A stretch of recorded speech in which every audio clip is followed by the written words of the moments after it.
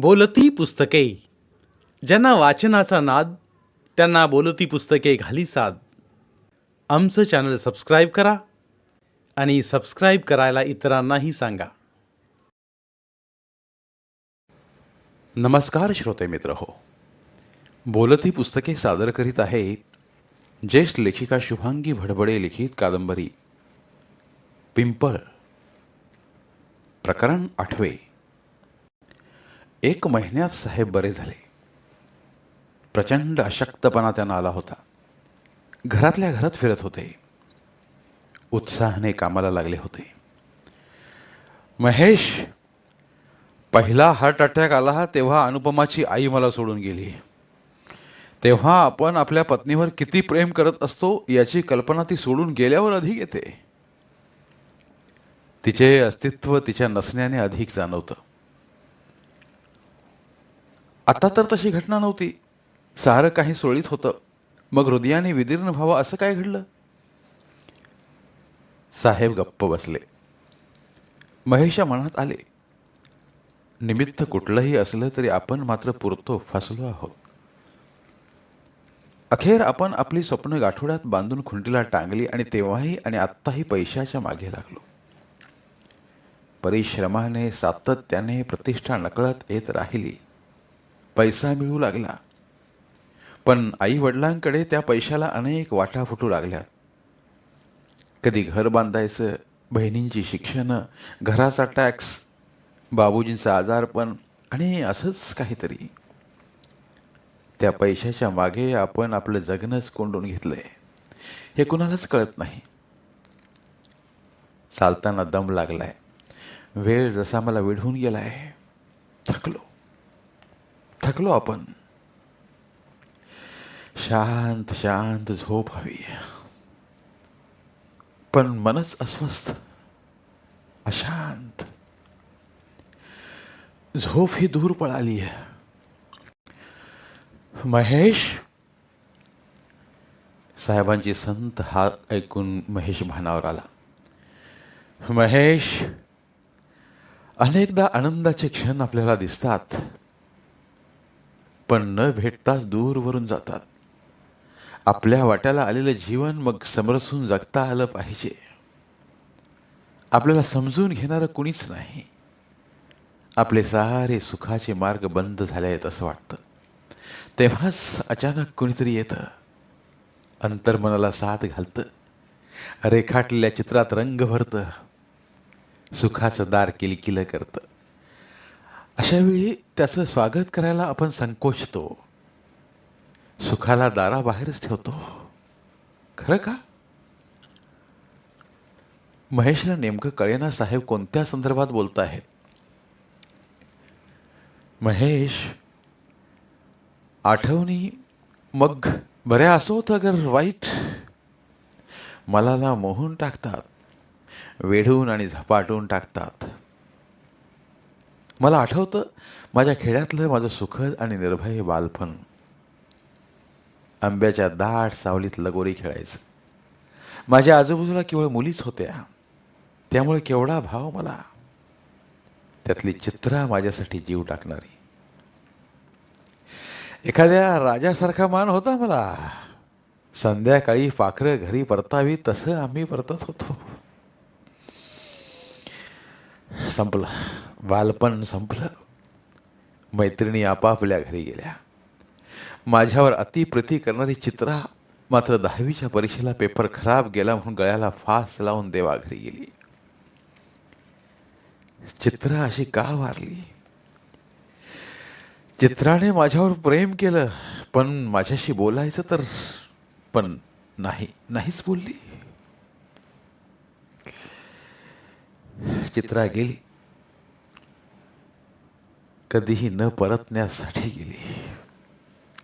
चिवचिवणारी चिमणी अशी उन्मळून पडली. का का होतं असं? का होतात असे हे मोह? का आठवणी ठेवून जातात ही पाखरं? महेश, मी अस्वस्थ होतो, आगतिक होतो. असं का?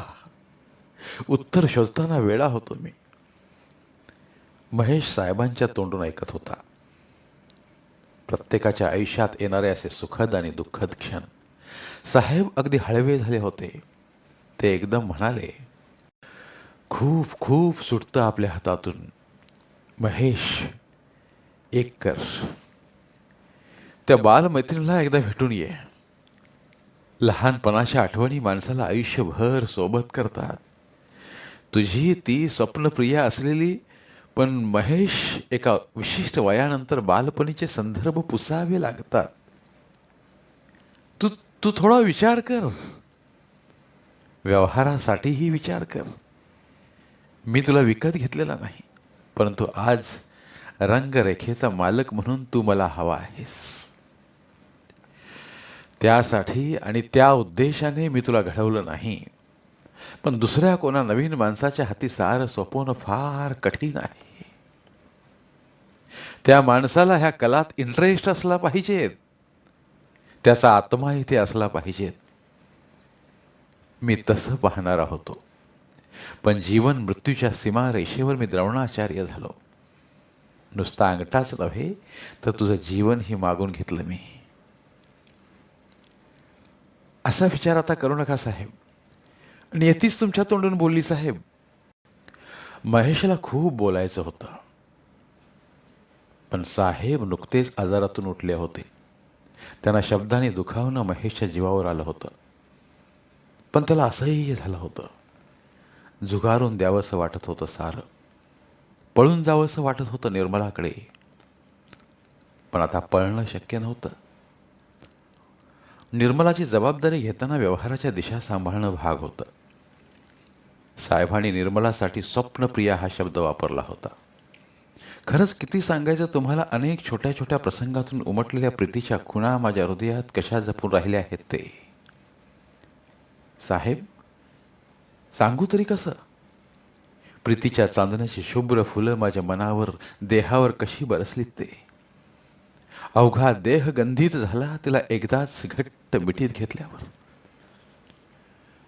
कुठलाही तोल न जाताही तिचा चंदन स्पर्श अंगावर वीज होऊन कोसळला. हे कसं सांगायचं साहेब तुम्हाला? महेश साहेबांपुढे हताश बसला होता. साहेबांना त्याचं हे निराशा रूप मान्य नव्हतं. ते त्याला म्हणाले, महेश, तुला असह्य होतंय का? तुला अडचण होते का? एकदा खरंच निर्मलाकडे जाऊन ये. तिच्याही मनाचा अंदाज घे. कदाचित असंही असेल तूच तिच्यावर प्रेम करत असशील. मगच तू निर्णय घे. जाच तू. एकीकडे साहेब महेशला जबलपूरला जाण्याची घाई करीत होते. दुसरीकडे अनुपमाच्या लग्नाचा विचार करीत होते. लग्नाची तयारी त्यांनी उत्साहात सुरू केली होती. महेशला निघता येत नव्हतं. राधाकृष्ण प्रतिमा तयार करायची होती. काम अर्जंट होतं. महेश चिन्नी आणि हातोडी घेऊन नुसताच बसायचा. सारं आभाळच कोंडलं होतं. साहेब तरी कुठे स्वस्थ होते. त्यांना आठवली होती चित्ररेखा. चित्ररेखाची हाक आली तसे चित्रात गुरफटलेले मधुसूदन भानावर आले होते. चित्ररेखा कॅनव्हासवर पडदा टाकत म्हणाली, मधुसूदन, एक सांगायचंय. माझं लग्न ठरवत आहेत. मधुसूदनने हातातला ब्रश खाली ठेवला. तुम्हाला माहीतच आहेत माझे पप्पा. ठीक आहे, मी सांगतो. नाही, तुझा माझा धर्मच वेगळा आहे. धर्माला काय करायचंय? माणसाचं रक्त एक आहे. माणसाचे अवयव, बुद्धी एक आहे. मग या धर्माच्या भिंती कशाला? जैन धर्माचे कट्टर अनुयायी आहेत ते. अगं पण माणूस आहेत ना, मला खाणार तर नाहीत. मी विचारतो त्यांना. मी सारं सांगतो त्यांना. नाही मधुसूदन, तुमची अप्रतिष्ठा करू नका प्लीज. मग काय करू? तुला दुसऱ्याची होताना पाहू? मधुसूदन, मी नाईलाजाने लग्न करणार आहे. कारण माझ्या उदरात तुमचा गर्भ आहे. कुठल्याही परिस्थितीत माझे पप्पा तुमच्याशी विवाह करू देणार नाहीत. काळ्या दगडावरची पांढरी रेग आहे ही. अशा वेळी तुम्ही आलात तर आत्महत्येशिवाय माझ्याकडे पर्याय राहणार नाही. माझ्यासह तुमची प्रतिमाही संपून जाईल. प्लीज प्लीज समजून घ्या. चित्रा, पण तुझ्याशिवाय माझ्या जीवनाला अर्थ येणार नाही. हा विचार प्रथम करायला हवा होता साहेब. चित्ररेखाने साहेब म्हणताच मधुसूदन हातातला कुंचला खाली ठेवून उठले. तुझं माझ्यावर प्रेम नाही चित्रा? त्याने तिचे खांदे घुसळत म्हटलं. प्रेमाचा व्यवहार लग्नात होत असतो, पण आपलं लग्न कधीही होणार नाही याची कल्पना असल्यामुळेच मी मनातून समजून होते. प्रेम करणं सोपं आहे, प्रेम निभावणं कठीण आहे. शिवाय आई वडिलांची मी एकुलती एक मुलगी. आजवर त्यांनी माझा प्रत्येक हट्ट पुरवला साहेब. वयाची 23 वर्षे मी त्यांच्या सहवासात आहे. साहेब, आपला सहवास केवळ 3 वर्षांचा. यातल्या प्रत्येक दिवशी मी मनाला बजावत होते आपण प्रेमात पडायचं नाही. पण असं ठरवून होतं सारं काही? होतं साहेब, होतं. मनात ठरवलं की होतं. मग तू असं का केलंस? साहेब थरारले. हाताला कंप सुटला. आपण काय करून बसलो याची जाणीव झाली. कॉलेजच्या गॅदरिंगमध्ये प्रमुख अतिथी म्हणून गेल्यावर तिथे प्रिन्सिपॉलने करून दिली चित्ररेखाची ओळख. एखादी अप्सरा पृथ्वीवर अवतरली तशी ती. प्रिन्सिपॉल म्हणाले, ही चित्रलेखा भुसारी. साहेबांना चित्रलेखा नाव कमालीचं आवडलं. तिला चित्र काढण्याची आवड. चित्रकला महाविद्यालयात जाण्याची इच्छा तिची. पण वडील नाही म्हणाले. जैन उद्योग समूहाच्या संस्थापकाची ही अप्सरा कन्या त्यांना मनापासून आवडली. तुमची इच्छा असेल तर या. साहेबांना रात्री झोप आली नव्हती. बालपणी भेटलेली अवखळ चित्रा आणि भेटलेली चित्ररेखा मनातून त्यांना एकदम आपली वाटली. घरात कुणी नव्हतंच. ती आली आणि घरात वावरू लागली. निमित्त चित्रांचं होतं. ती खूप मोकळी होती. मुद्दाम काही करत नव्हती, पण तिची सहज क्रिया साहेबांना मोहून जात होती. साहेब, मधुसूदन म्हणायचं. साहेब, मधुसूदन. बरं मधुसूदन. तुम्हाला कोणीच नाही? आत्ता नाही, पूर्वी सारे होते. एका क्षणी अपघातात सारे गेले. मी त्यांच्याबरोबर नव्हतो म्हणून राहिलो. मग तीच वेगळे वेगळे पदार्थ करून खाऊ लागली. घरात गृहिणीचा हात फिरावा तसं सारं घडत होतं. साहेबांनी नुकतंच सिनेमाची नाटकाची प्रचंड अशी पोस्टर्स रंगवण्याचं कॉन्ट्रॅक्ट घेतलं होतं. त्यात त्यांचा जम बसला. उत्तम आर्टिस्ट घेतले. कसंही काहीही रंगवावं असं काहीही केलं नाही. अनेक विद्यार्थी त्यांच्याकडे येत होते, पण सकाळी 8 ते 11 पर्यंत ते 2-3 विद्यार्थी घेत होते. चित्ररेखा कॉलेजमध्ये सकाळचा तिचा वेळ टेनिस कोर्टवर जायचा. तिने विनंती केली, दुपारची वेळ मिळू शकेल का? आयुष्यात प्रथमच साहेबांनी आपली प्रणाली बदलली. त्यांना स्वतःलाही आश्चर्य वाटलं. स्वतःचा राग येण्याऐवजी हसू आलं.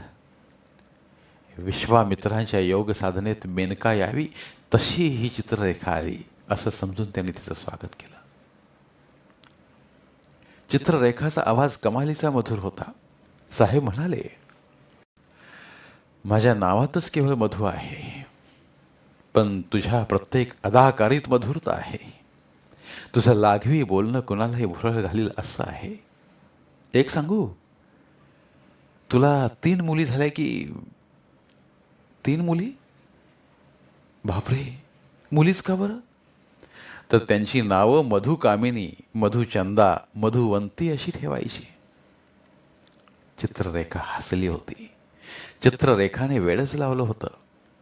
खरं तर ती सहज होती. कुठेही इम्प्रेशन पडावं म्हणून वागत नव्हती. पण साहेबांच्या साऱ्या वृत्ती चाळवल्या होत्या. घरात आत्याबाई होती. तीही म्हणाली, नक्षत्रासारखी सुंदर मुलगी आहे. सालस आहे साहेब. लग्न करा हिच्याशी. साहेबांच्या मनातही हेच घोळत होतं. फक्त घोळतच होतं. काही ना काही कारणाने हा प्रश्न बाजूला पडत जावा अशा घटना घडत होत्या. त्या दिवशी दुपारच्या वेळी चक्क आलेली मदनिका साहेबांच्या दारात गुपचूप उभी राहिली. साहेब कशाला तरी बाहेर आले तेव्हा ती दिसली. साहेब म्हणाले, "ए चित्ररेखा, आज तुला चित्रात बंदिस्त करतो."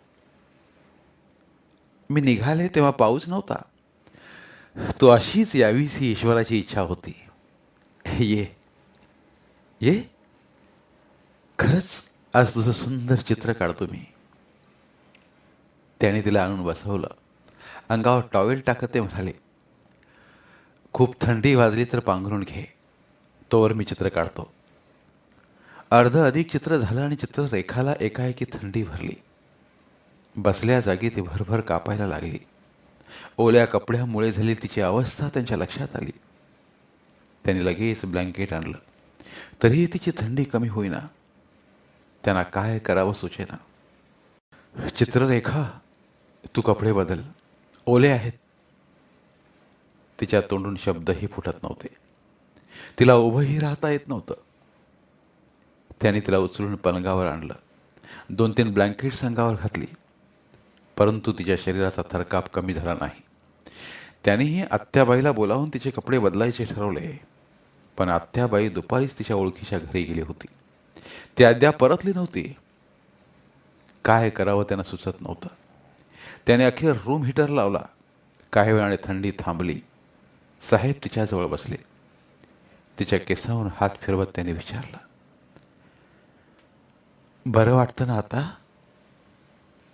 चित्ररेखाच्या डोळ्यांतून पाण्याच्या धारा लागल्या. "का रडतेस ग? तुम्ही खूप चांगले आहात." "म्हणजे?" "काही नाही." ती बोललीच नाही. हसतच उठली. साहेब तिला घेऊन तिच्या घरी गेले.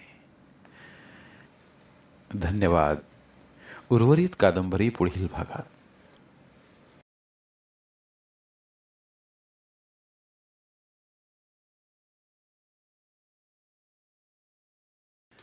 धन्यवाद.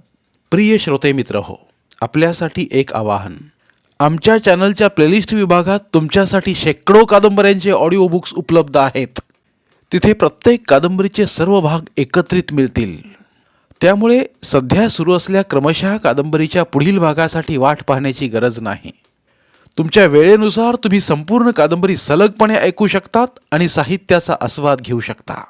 कृपया आमच्या चॅनलच्या होमपेजवर जाऊन प्लेलिस्ट चेक करा आणि तुमची आवडती कादंबरी निवडा. धन्यवाद.